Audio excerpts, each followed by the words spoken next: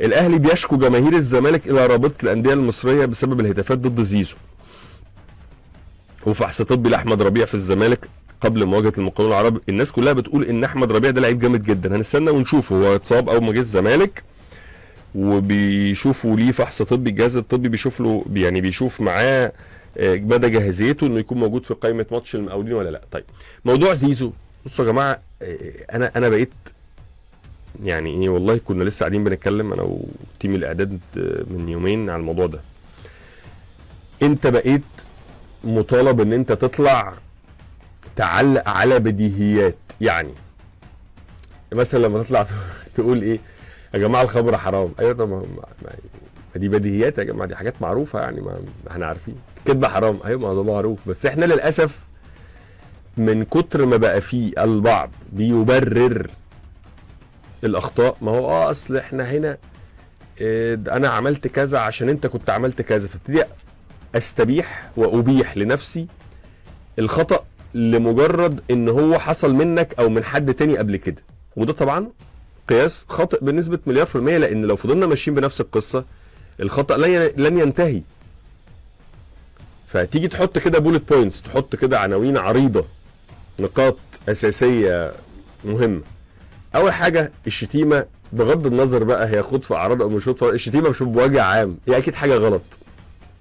نمرة 2، لازم كل جماهير الكرة المصرية وتحديدا جمهوري الاهلي والزمالك يسالوا نفسهم، يا جماعه احنا ضد الغلط ولا احنا ضد الغلط لما بيكون جاي تجاه حد من لاعيبتنا وجاي من الطرف الاخر؟ يعني جمهور الزمالك ضد الغلط تجاه شيكابالا فقط ولا ضد الغلط في العموم؟ جمهور الاهلي ضد الغلط ضد زيزو فقط ولا ضد الغلط في العموم؟ لانك لو انت ضد الغلط في العموم هتستنكره ضد حسن شحاته، هتستنكره ضد حازم امام، هتستنكره ضد حسام ابراهيم، هتستنكره ضد عماد متعب، هتستنكره ضد زيزو، هتستنكره ضد شيكابالا. جبت لك اسماء ونماذج حقيقيه اتشتموا واتهانوا في الملاعب المصريه من الجمهورين، هتستنكر كله.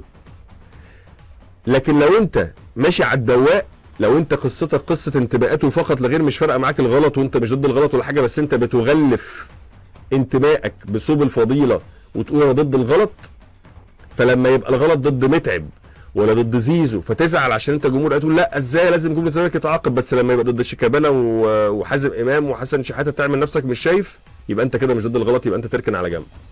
لما تكون انت في الزمالك وضد الغلط علشان شيكابالا وعلى حازم امام وعلى حسام ابراهيم لما كانوا بيلعبوا في الزمالك وعلى حسن شحاته، وتبتدي صوب الفضيله وتقول ده انا ضد الغلط، بس لما يبقى ضد عماد متعب وضد زيزو فتقول لا عادي مفيش مشكله ما هم يستاهلوا، يبقى انت برضه تركن على جنب. دي قصه ببساطه شديده. فاحنا لو بجد عايزين عندنا اراده ان احنا نمنع ده من الملعب، وما برضه في نقطه قبل ما انسى، بتعصب جدا لما حضرتك يا عم عادي ده موجود في الكوره. لا يا عم مش موجود في الكوره، لا يا عم، وحتى لو موجود في ملاعب بره، احنا مالنا بملاعب بره. بره عندهم حاجات من 60، مش كل حاجه بره حلوه. يعني انا عندي ديني وعندي اخلاقي وعندي تربيتي، اخد من بره الحاجه الحلوه اللي استفيد بيها والحاجه الوحشه اللي عنده اركنها على جنب. مش عشان موجود بره يبقى خلاص ده بقى قاموس ولا قرآن اطبقه. لا يا معلم، ايه اللي في الكوره ليه علاقه بان لعيب يتشتم ولا يتهان ولا يتنقل بسنسفير الارض؟ ايه يعني؟ سواء بقى، وارجع اقول لك برضو القصه مش قصه عرض وقصه محصنات لا يعني هي كل شتيمه غلط. مش لو اتشتم بامه يبقى تمام، ولا اتشتم بابوه يبقى تمام، ولو بمراته يبقى لا، هو الشتيمه كلها غلط يا جماعه، ولو هو اتشتم نفسه غلط. دي قناعتي. عايز بقى تقولي لا يا ابراهيم اصل انت دي مدبش في الكوره، ده لا يا عم، ده حر، انت حر. انا بالنسبه لي انا كابراهيم قناعتي انا الشخصيه، معتقداتي الشخصيه، عقيدتي الشخصيه، ان انا حتى لو عملت كده، وكلنا لا يعني انا مش بتكلم ان احنا ملائكه ولا نخطئ، هبقى بقى لو عملت كده وطلع مني حاجه زي دي هبقى مقر تماما ان ده خطأ ومعترف بيه واستغفر عنه. لان في الاخر مش عايز اروح بصحيفتي وانزل قبري بشتيمه في ماتش كوره فتتكتب عليا سيئه ولا تتاخد من حسناتي في ماتش كوره. ايه يعني ماتش كوره ده يا عم؟ ده الواحد عنده بلاوي في حياته قد كده. فربنا يجنبنا ده كله. والفكره كلها ان كلنا بنغلط وانا اولكم، بس تبقى انت شايف برضو من رحمه ربنا علينا نبقى شايفين ان ده غلط. يعني مش بنستسيغه او بنتعامل مع انه لا ده طبيعي في الكوره ان انا اشتم ابراهيم يعني هو بيلعب اقول له يا ابن اللي مش عارف ايه فده عادي. لا ده مش عادي. ولو عملته ابقى عارف ان ده غلط واستغفر عنه ان ده غلط، هيتكتب في صحيفتي ان ده غلط وسيئه، والراجل ده هيقتص مني وهياخد حقه مني. ربنا بيسامح في حقوقه، حقوق العباد هم اللي لازم يسامحوا فيها.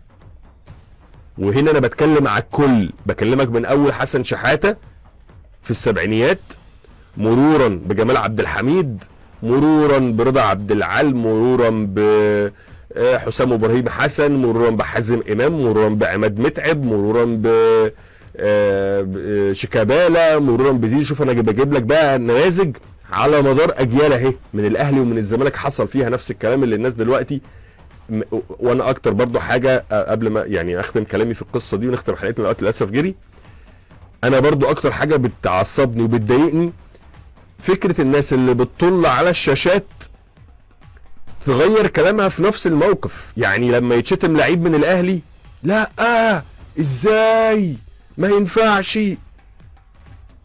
ولو اتشتم لعيب من نادي تاني عادي يا معلم مفيش مشكله، وانت برضو لازم ما تركزش مع الجمهور يا عم، ما ينفعش، لا ما تركز. لو اتشتم لعيب من الزمالك، لا ازاي يتشتم، ما ينفعش، دي عنصريه ده. ولو اتشتم لعيب من اي نادي تاني، يا معلم انت بقى لازم تبقى كبير وشخصيتك ناضجه وما تتسيبش الجمهور يأثر عليك. لا يا معلم، ما هو انت، ما هي الاثنين لا يتعارضوا، يعني الحاجتين لا يتعارضوا. يعني ايه؟ يعني انا النهارده لو انا بطالب اللعيب انه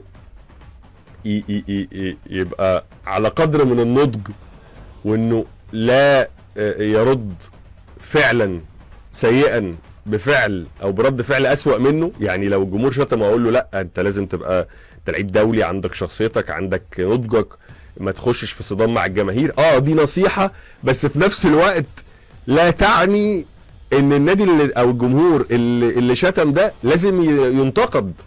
لكن ما ينفعش في الحاجة اللي تخصني انقد الجمهور، والحاجة اللي ما تخصني في الحاجة اللي ما تخصنيش انقد الجمهور، والحاجة اللي تخصني اتكلم على اللعيب.